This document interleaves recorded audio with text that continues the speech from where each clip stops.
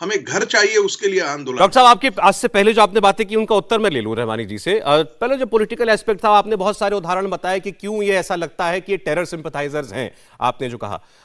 इसमें रहमानी जी मेरा केवल एक सिंपल सा सवाल है, बम फटे, लोग मरे, एक नहीं अनेक शहरों में, जाहिर है उसके कल्प्रिट्स पकड़े गए, बहुत सारे जिन पर संदेह था पुलिस ने उनको पकड़ा।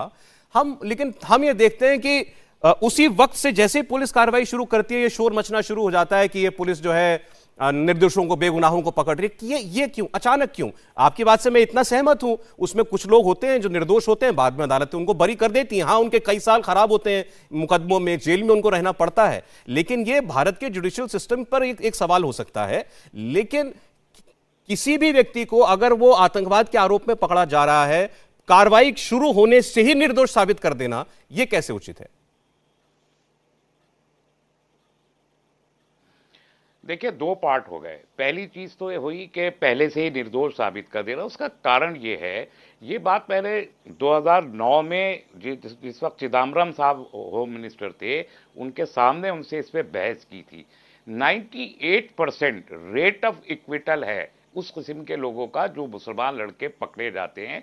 98%, वो चाहे 20 साल बाद हो, 17 साल बाद हो, 23 साल बाद हो, 15 साल बाद हो, 98%। और उतना एक एक लड़के पे 150, 200 दफात लगा के मुकदमे कायम किए जाते हैं और उसके बाद वो बरी होते हैं। तो आप उनकी जवानी बर्बाद कर सकते हैं। और इस किस्म के 1,500 के करीब लड़के इस मुल्क में मौजूद हैं जिनकी जवानियां बर्बाद की गई। उस वक्त हमने पुलिस रिफॉर्म की बात की थी कि पुलिस के इन्वेस्टिगेशन के प्रोसेस में आप रिफॉर्म लाइए। उस वक्त भी कहा गया कि हम रिफॉर्म लाएंगे, आज तक कोई रिफॉर्म नहीं हुआ। तो अगर 98% रेट ऑफ इक्विटल हो इन लड़कों का, तो सवाल तो उठेंगे। फिर दूसरी बात, आप सवाल आप उठाइए। आपने जैसे कहा पुलिस रिफॉर्म की मांग आपने की, मैं सहमत हूं आपसे। नहीं सर, एक सेकंड, आप दूसरे पार्ट पर जाएं, उससे पहले इसी पर बात करते हैं।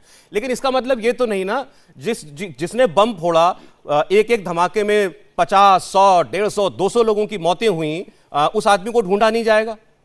वो भी तो उन्हीं में से कहीं आया था ना। मुझे एक छोटी यही सवाल किया हमने, एग्जैक्टली सौरभ, यही सवाल किया।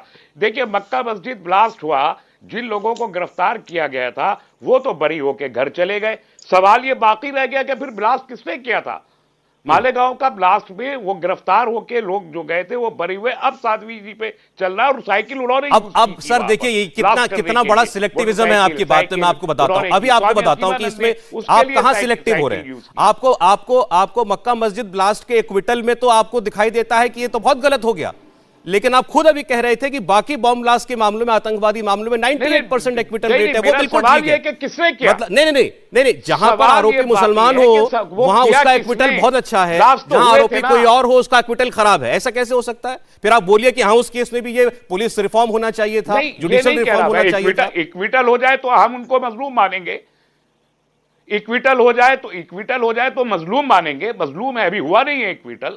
जिनका इक्विटल हुआ, हम कहते हैं कि उनको जुडिशियल जुल्म हुआ, उनके ऊपर इन्वेस्टिगेशन का जुल्म हुआ उनके ऊपर। वो हिंदू थे या मुसलमान थे, लेकिन उनको किसी ने, जिन लोगों के ऊपर इल्जाम है, उनको किसी ने पार्लियामेंट का मेंबर नहीं बनाया, किसी और ने, बीजेपी के सिवा। यह भी एक फैक्ट है कि जो मुलजिम है किसी ऐसे घिनौने अपराध का, उसको किसी ने एमपी नहीं बनाया, बाकी नहीं, बीजेपी के सिवा। मैं जवाब लेता हूं आपकी इस बात कह रहा हूं, ये है, सवाल अपनी जगह रहेगा कि अगर लोग बरी हो गए तो किसने धमाके किए थे, इस सवाल का जवाब नहीं मिलता। हाँ, लेकिन अगर जिनका जिक्र आप कर रहे हैं, जिनका जिक्र अभी आप कर रहे हैं इनकी सांसद का, अगर ये भी बरी हो जाएंगे तो आप मानेंगे ना कि हाँ, ये बिल्कुल इनका कोई लेना देना नहीं था, बिल्कुल पाक साफ है। बहुत अच्छी बात है, बहुत अच्छा। हम उनको मजलूम मानेंगे, चलिए ठीक है। और फिर ये सवाल करेंगे कि आखिर मुजरिम कौन है, किसने मालेगांव में धमाके किए, किसने समझौता धमाके के? इसका जवाब बिल्कुल ठीक देना पड़ेगा, उसके बाद भी देना पड़ेगा। जैसे मक्का मस्जिद का जवाब राकेश त्रिपाठी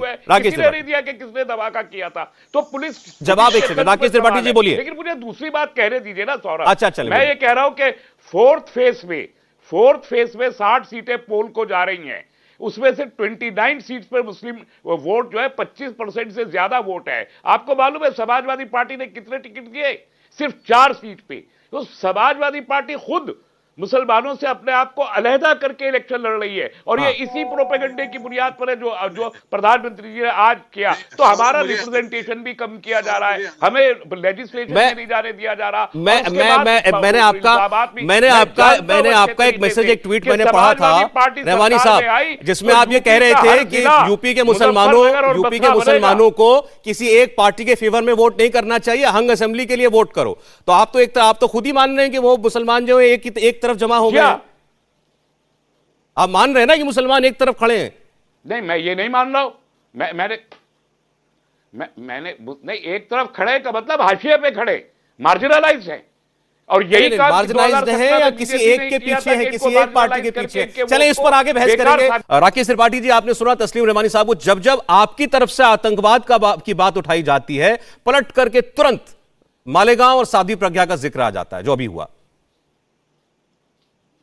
देखिए, मैं एक बात स्पष्ट तौर पर तस्लीम रहमानी साहब को बता दूं कि मालेगांव ब्लास्ट के मामले में बहुत सारी इन्वेस्टिगेशन के दौरान और अभी ट्रायल के दौरान गवाह होस्टाइल हो रहे हैं, और गवाह ये बता रहे हैं कि कैसे कांग्रेस की सरकार ने प्रेशराइज करके उनको गवाही देने के लिए मजबूर किया था, ये केस कैसे बनाने के लिए मजबूर किया गया था। ये बातें निकल के सामने आ रही है और हम इंतजार कर रहे हैं फुल फाइनल वर्डिक्ट का। कई मामलों में उनको निर्दोष साबित भी हुआ है, लेकिन तस्लीम रहमानी साहब का सिलेक्टिव तरीका दिखाई पड़ रहा है।